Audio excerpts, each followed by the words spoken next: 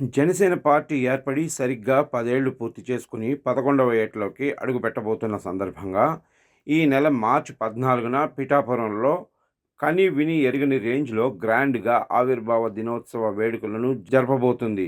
ఇందుకు సంబంధించిన ఏర్పాట్లు పెద్ద ఎత్తున జరుగుతున్నాయి.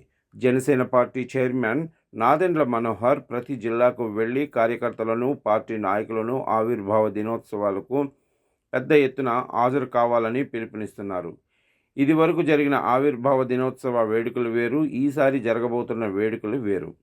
ఇంతకు ముందు పవన్ కళ్యాణ్ కేవలము ఒక పార్టీ అధ్యక్షుడిగా మాత్రమే ఆవిర్భావ దినోత్సవ సభలు నిర్వహించేవారు.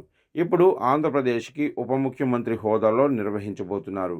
తనని 70,000 ఓట్లకు పైగా మెజారిటీతో గెలిపించిన పిఠాపురం ప్రజలకు కృతజ్ఞతగా పిఠాపురంలోని ఈ వేడుకలను జరపబోతుండటం ఇప్పుడు హాట్ టాపిక్గా మారింది.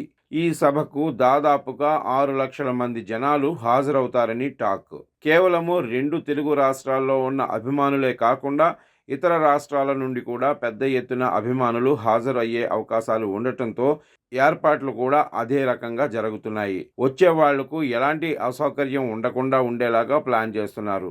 మార్చి 14వ తారీఖున సాయంత్రం 4 గంటల నుండి ఈ ఆవిర్భావ దినోత్సవ వేడుకలు ప్రారంభం కానున్నాయి. ఇదంతా పక్కన పెడితే ఒక భారీ విజయం తర్వాత జరుపుకుంటున్న పండుగ కావటంతో ఈ వేడుకకు మెగా ఫ్యామిలీ మొత్తం హాజరు కాబోతుందా అనే సందేహాలు ఇప్పుడు సోషల్ మీడియాలో వ్యక్తం అవుతున్నాయి. చిరంజీవి, నాగబాబు, రామ్ చరణ్, వరుణ్ తేజ్, సాయి ధరమ్ తేజ్ వంటి వారితో పాటు అల్లు అర్జున్, అల్లు అరవింద్ వంటి వారు కూడా పాల్గొనబోతున్నారని టాక్. ఒకవేళ అల్లు అర్జున్, అల్లు అరవింద్ ఈ వేడుకల్లో పాల్గొంటే అభిమానుల ఆనందానికి హద్దులే ఉండవు అనటంలో ఎలాంటి సందేహం ఉండదు. ఎందుకంటే చాలా రోజుల నుండి మీడియాలో మెగా, అల్లు కుటుంబం మధ్య వివాదాలు ఉన్నాయని వార్తలు వినిపిస్తున్నాయి. మా మధ్య ఎలాంటి విభేదాలు లేవు, మేమంతా ఒక్కటే అని చాటి చెప్పేందుకే అల్లు అర్జున్ ఈ ఈవెంట్కు హాజరు కాబోతున్నట్లు సమాచారం.